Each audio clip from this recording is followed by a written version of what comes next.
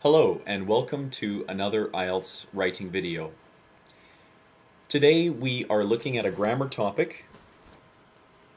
The topic is when and how to use commas. I hope in this video that we can go over some of the different ways that we should be employing commas in our Task 1 and Task 2 responses on the IELTS exam. If you find this video helpful, please visit my blog at IELTS.com. I wanted to start today's video with a definition regarding what a comma is. A comma is a grammatical device that separates words, phrases, clauses.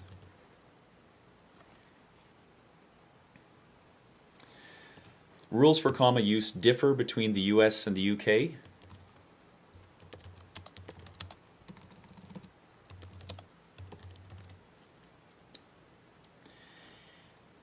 And as you know, on your IELTS examination, you can follow US or UK spelling and grammatical rules, but it's important that you are consistent. So if you start your essay, for example, spelling things the way a British person would spell them, and then if you start employing comma rules the way an American would, that would be a mistake. So a few things to keep in mind are that dates are written differently between the UK and the US. So in the UK, the date today would be written 16 July 2012 versus in the US where it would be written July 16, 2012. And the use of commas in a list of nouns, for example, also differs. So if I were writing the way a British person would write, I would write, I am going to the store to buy milk, comma, eggs, and cheese. However, an American would write, I am going to the store to buy milk, comma, eggs, comma, and cheese. And so the American rule is that if you have 3 or more nouns in a list, that you put a comma before and the final noun. So a couple of small things to remember there. Commas and the rules regarding comma use are subject to a number of exceptions. But in today's video, I would like to present to you the most common and widely accepted rules for comma use. And I hope that these rules help improve your writing.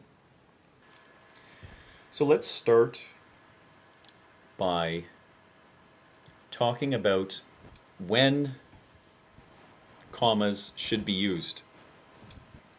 So the first one that most people know is that commas are used in lists or when giving multiple adjectives or adverbs.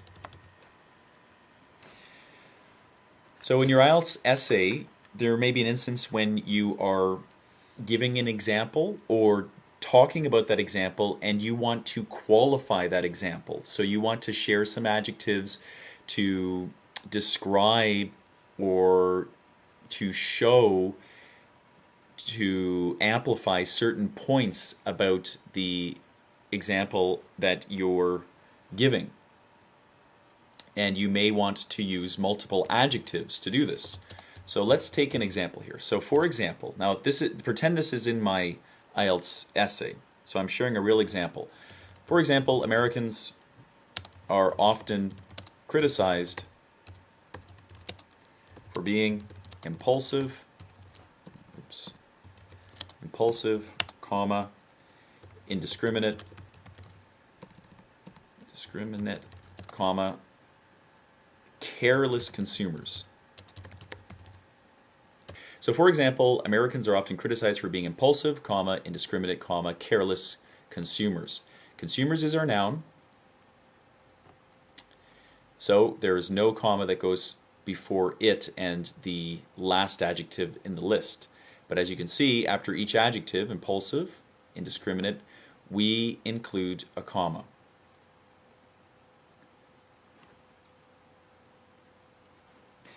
Now, another instance when we use commas is to separate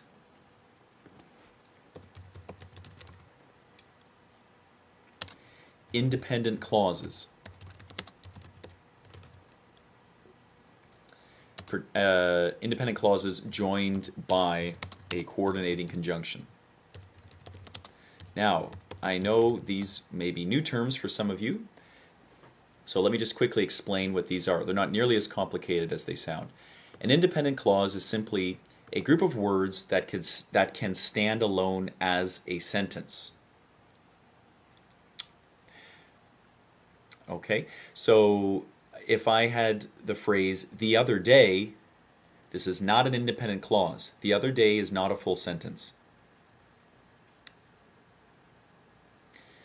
A coordinating conjunction is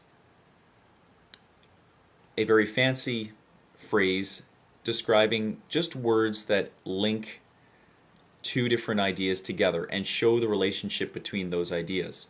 So these are words like and, write some of these down, and, but, or, for. Okay, so they show a certain relationship between two ideas. Now, if we were to join two ideas with and, the relationship would be different than if we were to join them with but. So when we have two independent clauses and when we join them with a coordinating conjunction, we need to use a comma to separate the two independent clauses. Now let me give you an example. So if I were to write this, maybe this is the thesis of my essay. So the city of Dubai is known for its role. Oops, little spelling mistake. The city of Dubai is known for its role as a Middle Eastern import hub. Okay, so that's the first independent clause. Now let's put the second one in here. And this is one of the reasons international companies gravitate to it. Okay, now these sorts of mistakes I see regularly in IELTS essays that students submit to me online. Here we have two clauses that could be their own sentence. This is one of the reasons international companies gravitate to it, is a sentence in itself. The city of Dubai is known for its role as a Middle Eastern import hub is also a sentence. It can stand by itself. And we've joined these two with the coordinating conjunction and. Now, because we've done this, we have to use a comma. Okay, as we have here. Now, I just want to point out something very quickly. Sometimes students are curious when they see symbols like a semicolon, and they wonder, well, when do I ever use a semicolon? A semicolon looks like this down at the bottom. So semicolons can be used instead of this combination. So if I were to stick a semicolon in here, this would be grammatically correct. But the thing is that this is not the stylistic norm in English. People would typically write comma and. Okay, now, commas are also used to separate dependent clauses that come before independent clauses. So separate dependent clauses that come before independent clauses.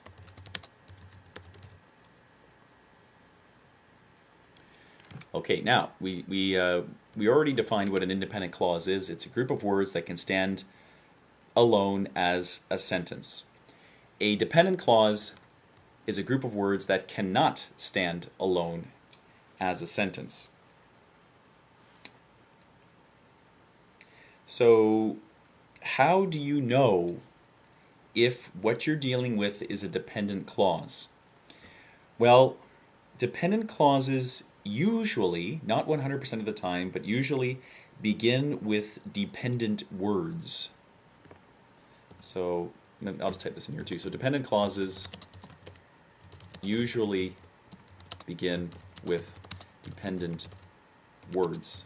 So, for example, words like when, after, while, before, as.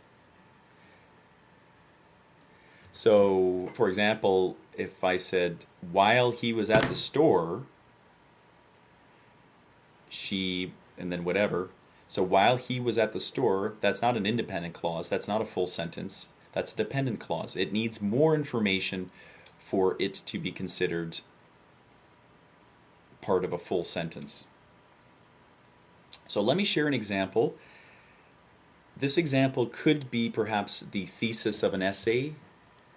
So, as it is widely known that Canada is an immigrant country, comma, it is not surprising that Canadian cuisine is quite eclectic. Okay, so now this sentence has an independent clause, which, as we were saying before, this is the part of the sentence that could stand by itself as its own sentence. It is not surprising that Canadian cuisine is quite eclectic. That's a full sentence. The beginning is a dependent clause. This is the part of the sentence that cannot stand as an independent sentence. As it is widely known that Canada is an immigrant country, that's not a full sentence. Now, when this comes before our independent clause, we have to separate them with a comma. So, let me share another example. While many would agree that Western ideological thought differs from Eastern, comma, the two schools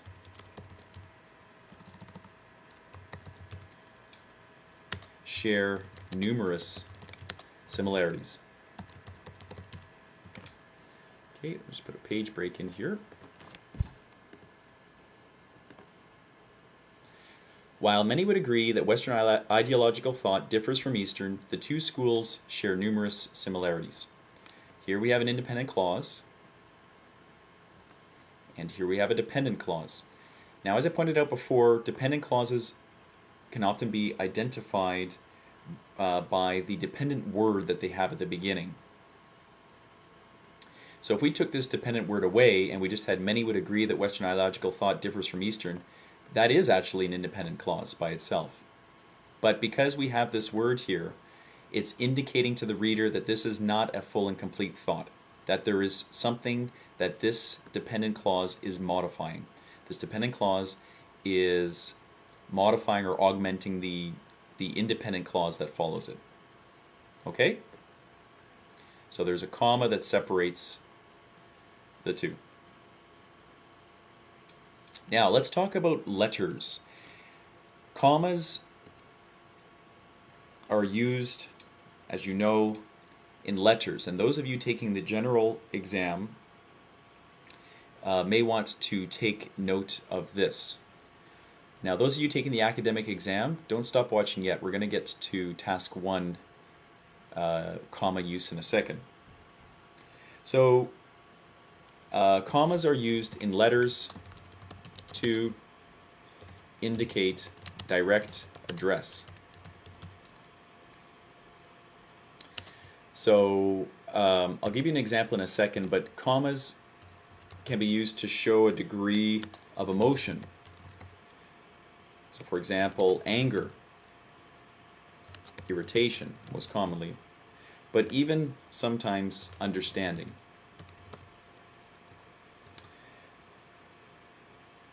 So, for example, if I was writing a letter and perhaps my task one question told me I would be writing a letter to tell somebody that they were being let go from a job, for example, we might want to write something like this. I am writing to you, comma, John, comma, to inform you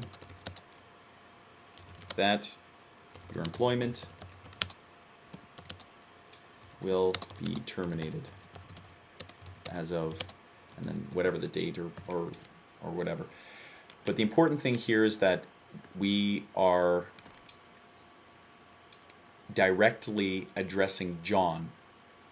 So we've already stated you, and now we're stating John. And this gives our letter a sense of,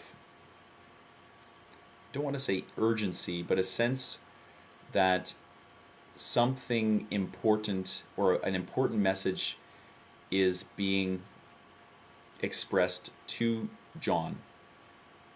And to indicate this, we are talking to him directly.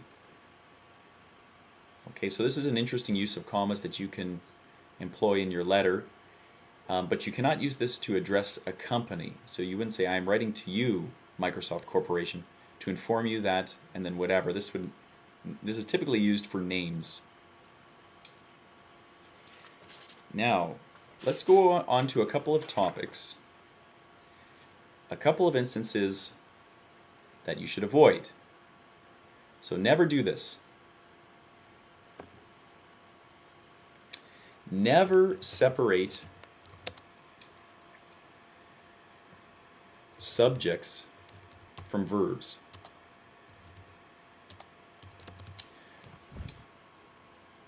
So if we were to write something like the degree to which money acts as a motivator,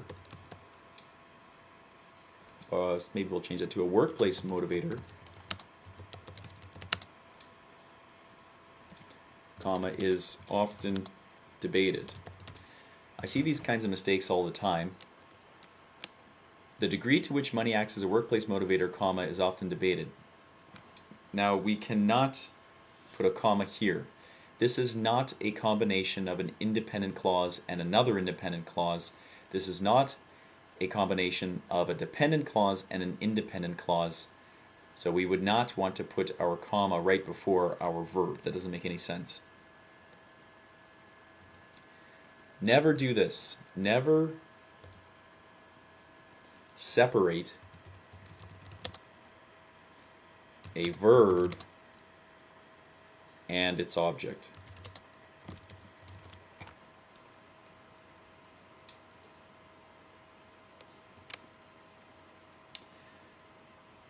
So, for example, if we were writing our task 1 response and we had a sentence something like this, the points clearly indicate, comma, that a continued increase can be expected into the foreseeable future. Foreseeable future.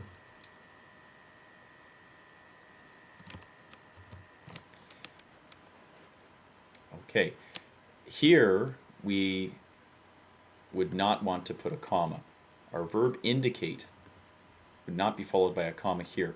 I see a lot of students that, I'm not sure exactly why, but when they have the word that, they often feel as though they need to put a comma before it, or after it sometimes. I'm not exactly sure why that is. But no, you do not need a comma here.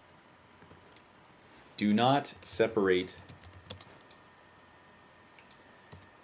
a preposition and an object. Prepositions are those little irritating words that you have to include to show the relationship between different things. So on, at, under, before, between, these sorts of words. Now if I was to share an example, so a task 1 sentence might read, the trend continues a steady climb to 4,000 units in February. Okay, so maybe we are given a graph and we're describing what happens in the graph, and there's a point in the graph where a trend is seen, it's going up, and it hits 4,000 units in the month of February. So the trend continues a steady climb to 4,000 units in February is a sentence that does not need any comma at all. Okay, I hope that this video helps clear up any issues you have with using commas in your IELTS work. There is a user on YouTube. His videos I find very, very helpful. He's a grammarian. His name is Mr.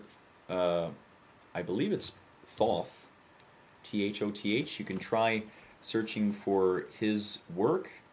I've sent him a question in the past and he responded very, very promptly. So if you have questions of your own, perhaps you'd like to send them to him. I wish you the best of luck in your studies and in your pursuit of Band 9. Have a nice evening.